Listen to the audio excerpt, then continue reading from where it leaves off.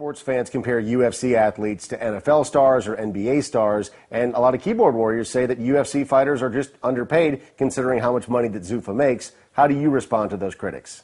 You know, the reality is they don't know. They don't know what the reality is. I mean, the fact of the matter is that when we bought this company, yes, guys were getting paid very, very little. But as our company has continued to grow and revenues have grown, guys are now making a lot more money too.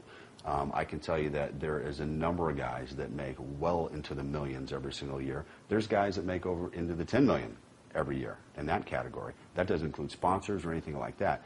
So all these keyboard warriors have no idea what they're talking about. If you take a look at our average undercard payroll relative to, say, a boxing pay-per-view undercard, we're paying out upwards of 8 times more money for our undercard versus a pay-per-view boxing undercard. So it's a complete misnomer. And then people say, well, why don't you guys publish what the guys make? Guys don't want people to know what they make. You know, do you want everybody to know what you make? Put your salary in the paper? Yeah, 19,000. Yeah, 19,000. I mean, that's just the reality. There's confidentialities built into the contracts, and you know, it's just that's the way we run our business. And sure, are there fighters that are going to want to get paid more? Of course. There's always people that are unhappy. But at the end of the day, if you go out there and you perform, you become a fan favorite, somebody that can drive ticket sales and pay-per-view, you're going to get paid.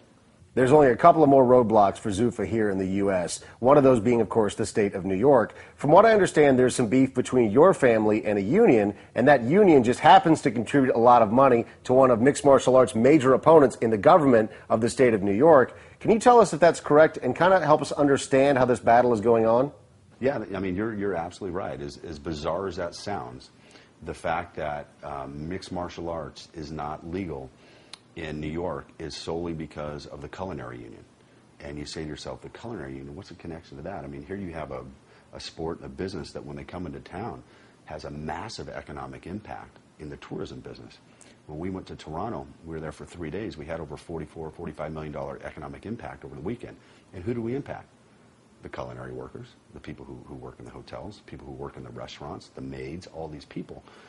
So, you know, unfortunately in American politics, you know, things aren't always what they seem. And the fact of the matter is that our family business that was started by my father in 1976 with 100 employees, since that time, the employees have chosen that they don't want don't need a third party to represent them. At any time, they can hold a vote.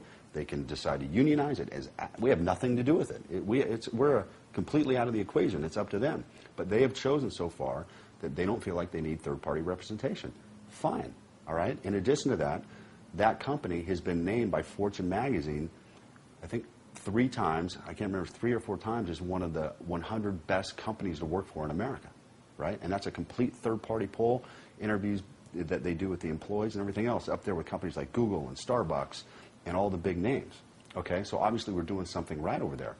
The union, the culinary union here in Las Vegas, has a corporate campaign of harassment that all they want to do is essentially make our life so difficult that basically we would, you know, they want us to essentially hand the employees over to them, which is, it's not what we do. You know, if the employees choose they want to be in a union, then that's their choice. Because of that, they feel like they found a point of leverage in New York because they obviously believe they have the political power to hold up the bill in New York. And to this point, I guess so far they have. But, you know, we're going to continue to fight. We're going to continue to educate. And at some point, I think the general public's going to get fed up with it. And if I was a member of the culinary union in Nevada or New York, I'd be like, why are you using my dues that I pay you to keep mixed martial arts out of New York, when if the UFC came to New York, they'd actually be helping me because I'd be making tips and I'd probably be working more hours and everything else. It's a twisted world.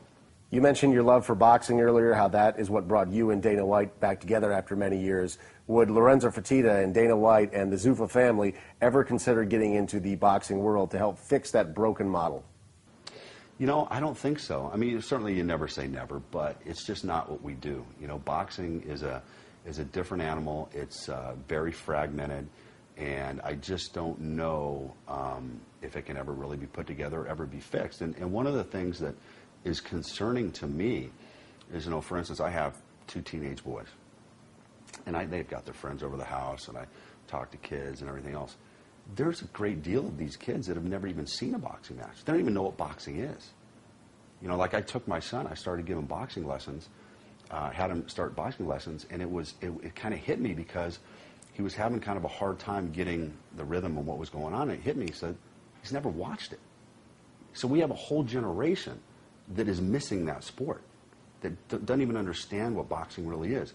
Yeah, they might see that their dad's watching a Mayweather fight on pay-per-view once a year or something like that, but it's not like they're into the sport, not like they're into the UFC, where they can sit there and rattle off 20 guys' names in the UFC, and they know what submissions are, and fighting styles, and all these other things. So I think boxing, needs to do something to promote their sport to the younger base.